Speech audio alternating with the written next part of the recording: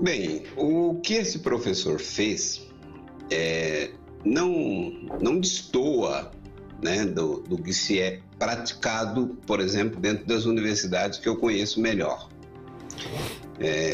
Também conheço um pouco, porque eu fui coordenador de curso durante 20 anos, então eu tinha, digamos assim, conhecimento constante de como que estava sendo os estágios, tal, como que é a vivência nas escolas.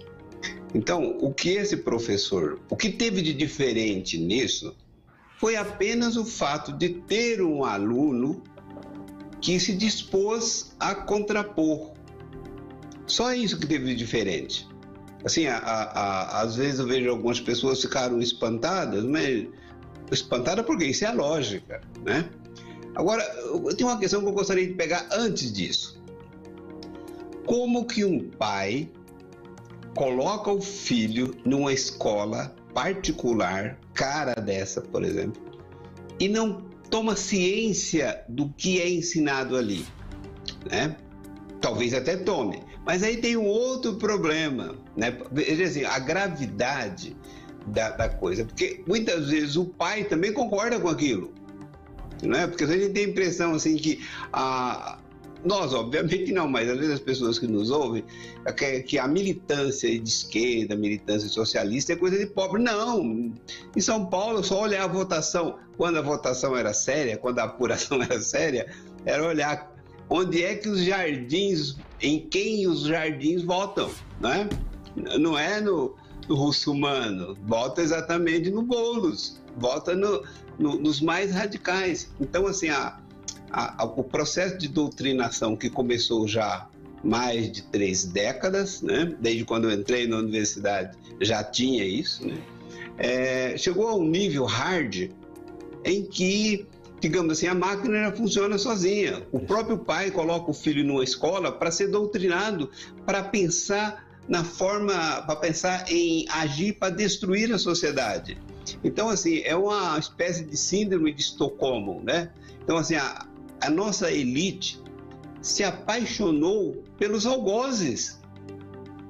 Pode observar nas eleições. Então, assim, o que esse professor fez não era nem para ter causado espanto, porque todas as instituições hoje são assim. E aí eu chamo a atenção de um aspecto que às vezes os pais não se dão conta, os pais que não estão imbuídos com isso, né? É que a escola particular seja melhor. Não, a escola particular ela é pior. A escola pública, ela doutrina menos, porque tudo na escola pública é avacalhado, né? Tem greve 3 meses por ano, 2 meses por ano, professor não dar aula, é aquela coisa. Então doutrina menos, a escola particular doutrina mais, porque o aluno já é mais bem preparado de casa, tem um problema ainda, professor Itamar. Tem um problema ainda que muitos de nós pais estamos tão envolvidos com a situação de pagar conta, enfim, de sobrevivência, que acabamos transferindo, terceirizando a educação dos nossos filhos. E aí vai para o colo de um professor comunista. Esse é o grande problema, né? Aliás, nós estamos terceirizando tudo. Estamos terceirizando os velhos, estamos terceirizando os filhos, né? E a consequência é isso que está aí. Mas assim, eu acho que, depois eu volto a falar mais desse assunto, mas eu acho que é a responsabilidade dos pais, da sociedade, né? Mas em especial dos pais, que joga dinheiro no lixo. Começando pelo final, ele não vai dividir, não. Porque se tem uma coisa que socialista de dirigente gosta, é de luxo e riqueza para ele. Isso é um fato, né? Agora, a questão aí do professor. Inclusive, eu olhei o currículo dele. Ele atualizou o currículo dele Lattes ontem. E ele, no discurso aí, ele insinua que ele é doutor em antropologia por Harvard. Não é. Senão, a menos que ele esteja mentindo para ele mesmo. Ele pode ter feito alguma especialização, algum cursinho lá em Harvard, mas doutorado dele é no Brasil. Então, eu estou com o currículo dele aberto aqui. Então, isso mentiroso, é um brinde. Mas essa questão que você coloca, né? É mentiroso, né? Até porque no Lattes você mesmo que manda, né? Ninguém coloca por você, você coloca o que você quer. Então, ele colocou aqui, ele não colocou o doutorado dele em Harvard.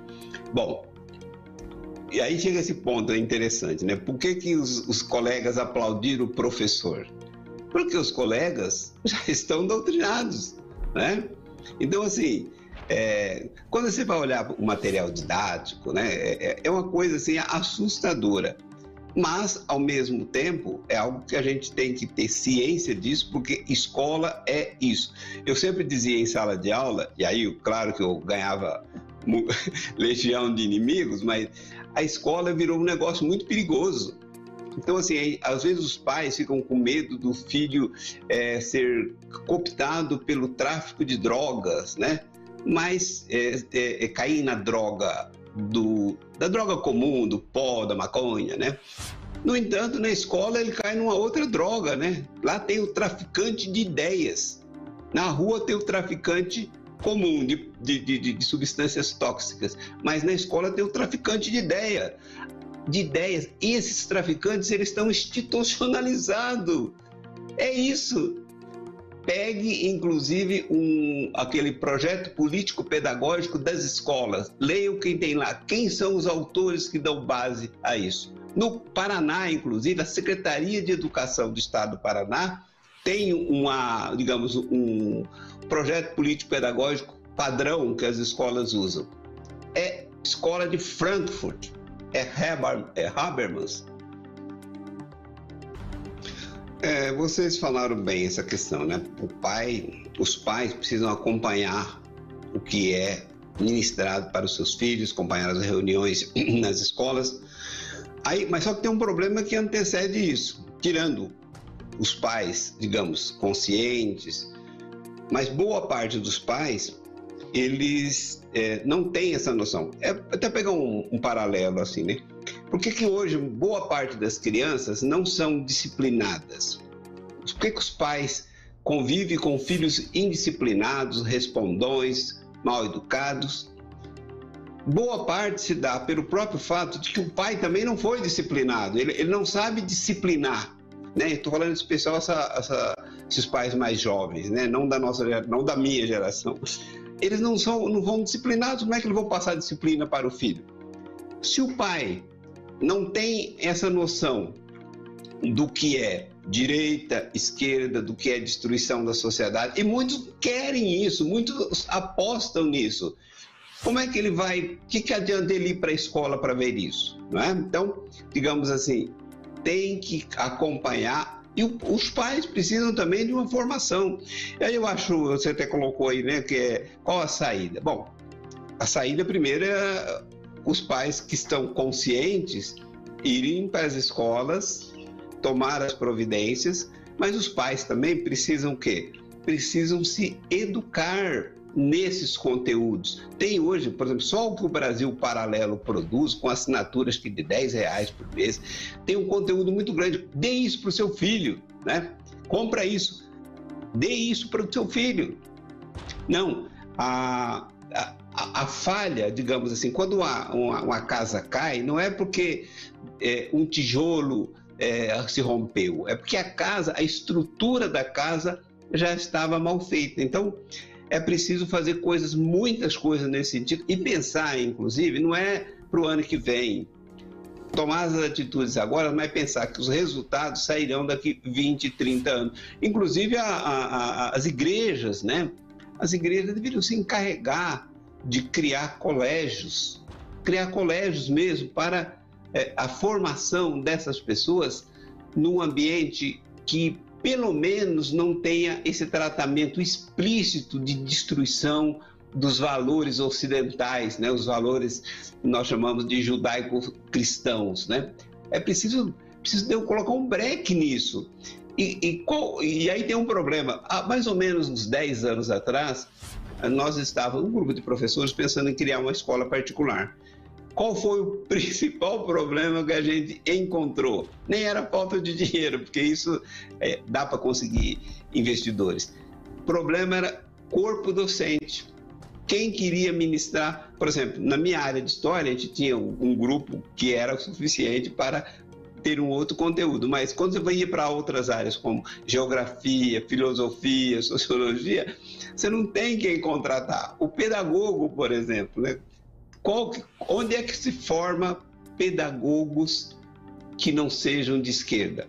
né? O próprio sentido da disciplina, do curso é assim. É como sociologia, o próprio sentido do curso já é de doutrinação. História é de doutrinação de ponta a ponta.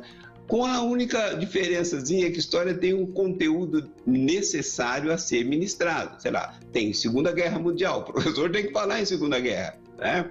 Ele vai falar tudo com viés socialista e tal. Mas tem disciplinas que não têm conteúdo, agora, professor, digamos assim, Itamar, para serem trabalhados além da doutrinação. Professor Itamar, tem um detalhe também, né? Se esse aluno que está lá com um curso de pedagogia, de história, de sociologia, que está lá estudando para ser professor na próxima década, este aluno não prospera dentro da universidade se ele for defender uma tese que é contrária à tese do professor. Fato. Que ele diz, ó, eu sou conservador e tal. Não vai a banca de professores no doutorado, no mestrado, inclusive não vão aprová-lo. O TCC dele Fato. não será aprovado. Fato. Ou ele faz o TCC e responde aquilo que o professor quer ouvir, ou ele vai ser reprovado. Isso é fato. Isso é fato. Seja, Aí entra a questão da pós-graduação. sim. Eu posso falar? Pode, pode. Eu fico, às vezes dá um delayzinho, né?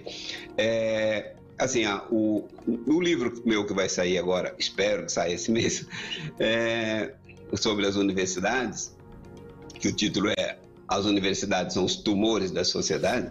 Eu tenho um tópico que eu chamo a atenção para a questão da pós-graduação. A pós-graduação é o gargalo. Quem não faz um mestrado não faz um doutorado, quem não faz um mestrado e um doutorado não dá aula nas universidades, nem nas públicas, nem nas privadas. E só entra nas áreas de humanas, que são as principais, ao contrário do que as pessoas pensam, as humanas humana é exatamente a cereja do bolo, né? Digamos, não é nem a cereja do bolo, é a essência das universidades. Só entra na pós-graduação quem estiver afinado com o orientador. E o orientador, aí vem, o orientador é aquele cara que tem uma boa produção bibliográfica, que tem uma boa produção de artigos, e só publica nas revistas científicas entre aspas, né? Quem concorda com aquilo que nós chamamos do establishment, né? Então, assim, eles fecharam as portas. Então, eles criaram uma base de alunos doutrinados em termos de pós-graduação que vai durar 30 anos. Esse é o maior mal, né? Então, uma educação como nós temos aí, eu falo, inclusive, só para concluir, eu sou professor de História, né? Sou graduado em História, sou mestre em Educação, mas se eliminasse dos currículos as disciplinas de humanidades, a humanidade, os brasileiros não perderiam nada.